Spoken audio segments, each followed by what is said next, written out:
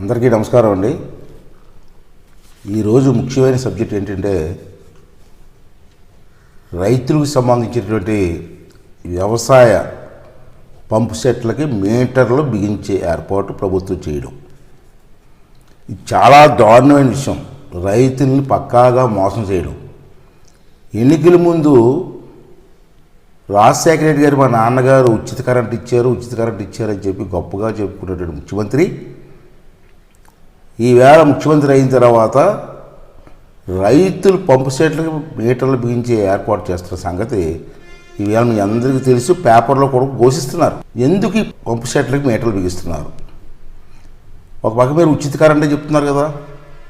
ఉచిత కరెంట్ అని చెప్పుతూ మళ్ళీ దీనికి మీటర్లు ఎందుకు బిగించాలి, దానికి కారణం ఏంటి అని రైతులకి వివరంగా చెప్పవలసిన బాధ్యత ప్రభుత్వానికి ఉందా లేదా? మరి ఉచిత కరెంట్ ఇస్తున్నప్పుడు మీటర్లు ఎందుకండి? మీటర్లు అవసరం ఏముంది? మళ్ళీ మీటర్లు బిగించడానికి రాష్ట్ర వ్యాప్తంగా సుమారు 20 లక్షల మంది ఉంటారని అంచనా. 20 లక్షల మంది రైతులు పంపు సెట్లకు మీటర్లు బిగిస్తే ఎన్ని వందల కోట్లు ఖర్చు అవుతుందండి? ఖర్చు ఎందుకండి? ఉచితం ఇస్తున్నారు కదా, ఉచితం ఇస్తున్నారు, మీటర్లు అవసరం ఏముంది?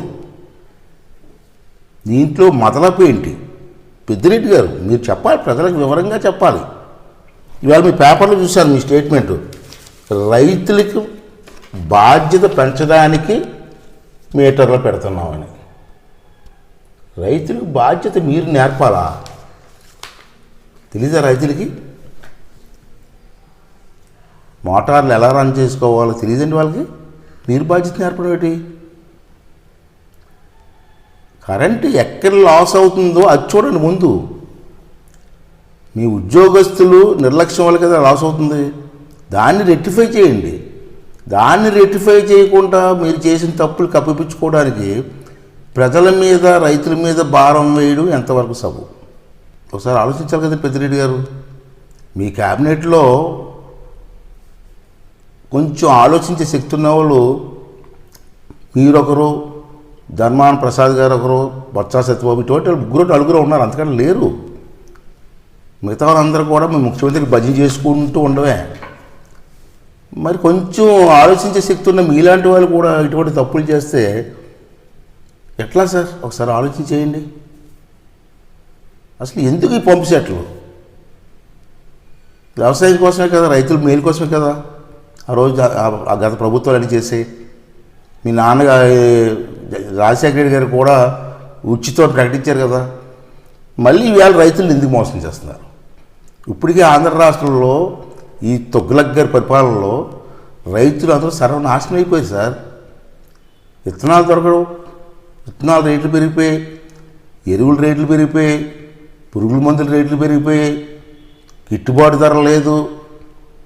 ఆ రోజు ముఖ్యమంత్రి ఏమన్నారు? ధాన్యం ప్రతి గింజ కూడా మీ పొలంలోకి వచ్చి కొట్టన్నారు. ఈవేళ పండించిన ధాన్యాన్ని కొనే నాదులు లేడు, కొనే డబ్బులు ఇవ్వట్లేదు, పనిముట్లు ఇవ్వట్లేదు, డ్రిప్ ఇరిగేషన్ మొత్తం తీసేశారు, ఎక్కడ సబ్సిడీలు లేవు, మార్కెట్ కమిటీలు నిర్వీర్యమైపోయాయి. ఇప్పటికే రైతు చస్తున్నారండి. షుగర్ కేన్ పండించే వాళ్ళకి షుగర్ ఫ్యాక్టరీలు మూసేశారు. వాళ్ళ పరిస్థితి ఏం బాగోలేదు.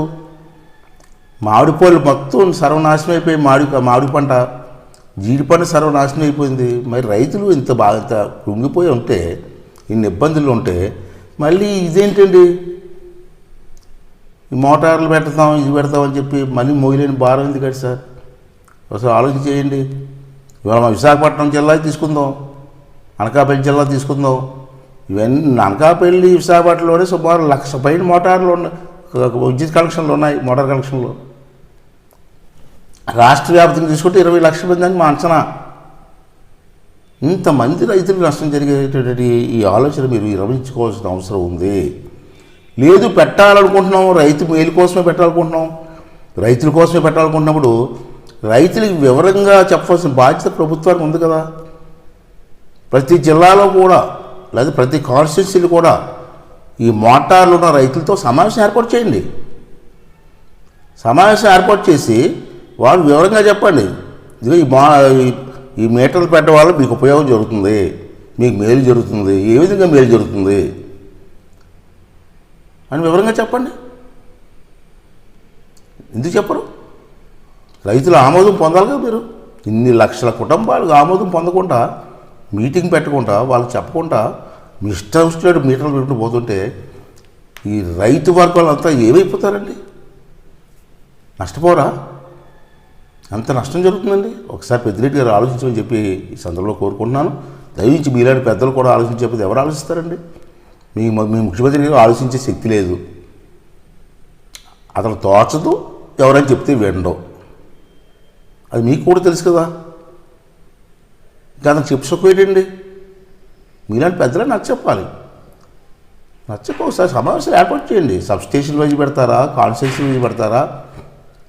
పెట్టి రైతులందరినీ పోగు చేసి మేము ఇలాగే నిర్ణయం తీసుకుంటున్నాం, మీ ఉద్దేశం ఏంటి, మీ ఆమోదం ఏంటి అని చెప్పి అడగాల్సిన బాధ్యత మనకు ఉంది కదా. మరి ఆ రైతులందరూ మీకు ఓట్లేస్తే కదా ఆ ప్రభుత్వం వచ్చింది. వారి ఆశీర్వాదం కదా తోటి కదా మీరు ఆ ప్రభుత్వం నడిపిస్తున్నారు. అంటే దయించి తొందరపడకండి. రైతుకు నష్టం చేకూర్చొద్దు. మీరందరూ కలిసి ఏదో జనంలో ఇవాళ ఏంటంటే మీ అప్పుల కోసం ఇవాళ మీటర్లు పెట్టి దీని మీద అప్పులు తేయడం కోసం ప్రయత్నం చేస్తున్నారు అన్నటువంటి ఆలోచన జనాల్లో ఉంది. అది కరెక్టే అని మేము అనుకుంటున్నాం. అది కరెక్ట్ కాకపోతే మీరు క్లియర్గా చెప్పండి. మీరు ఎందుకు సడన్గా మీటర్లు పెడుతున్నారండి? పక్క రాష్ట్రాల్లో తెలంగాణ కానీ మీరు ఇవాళ చూశారు, తెలంగాణ కానీ తమిళనాడు కానీ లేకపోతే కేరళ కానీ ఈ పథకాన్ని వ్యతిరేకిస్తున్నారు. కేంద్ర ప్రభుత్వం తీసుకున్న నిర్ణయాన్ని 3 రాష్ట్రాలు వ్యతిరేకిస్తున్నాయి. మరి మన రాష్ట్రం ఎందుకు వ్యతిరేకించట్లేదండి? కారణం ఏంటి? అప్పు కోసం వ్యతిరేకించట్లేదా, లేదా మోదీ గారికి భయపడి వ్యతిరేకించట్లేదా? వ్యతిరేకిస్తే మేము ముఖ్యమంత్రి మీద కేసు బిగిస్తారని భయపడుతున్నారా? మరి పక్క రాష్ట్రాలు చూసానా మీరు ఆలోచన చేయాలి కదా. అంచేత ఒకసారి పెద్దిరెడ్డి గారు మీరు పెద్దలందరూ కూర్చొని ఆలోచన చేసి మీ మూర్ఖత్వపు ముఖ్యమంత్రికి నచ్చజెప్పి రైతుల మీద ఈ భారం పడకుండా చూడవలసిన బాధ్యత మీరు తీసుకుంటారని చెప్పి నేను మనస్ఫూర్తిగా మిమ్మల్ని కోరుకుంటూ, మరి ఈ విషయంలో రైతులు కూడా ఆలోచన చేయవలసిన అవసరం ఉంది. దేనికి మూవ్ ఆనరు, మనసులో మాత్రం కుంగిపోతూ ఉంటారు. మాకు అన్యాయం జరిగింది, మాకు అన్యాయం జరిగిందని. మరి మీకు అన్యాయం జరిగిందన్న విషయం ప్రభుత్వానికి తెలియాలి కదా. తెలియాలంటే తెలియచెప్పడానికి ప్రయత్నం చేయాలి కదా మనం. మరి ఎందుకు మాట్లాడండి? రైతు సంఘాలు ఉన్నాయి, రైతు సంఘ నాయకులు ఉన్నారు, ఎంతమంది ఉన్నారండి. వీళ్ళందరూ ఎందుకు మాట్లాడరండి? ఎందుకు ఖండించరండి? ఎందుకు అపోజ్ చేయరండి? భయమా కేసులు పెడతారండి? ఏం చేస్తారండి కేసులు పెట్టి? మనం అడిగింది న్యాయంగా అడుగుతున్నాం. న్యాయంగా అడిగిన దానికి భయపడవలసిన అవసరం లేదు.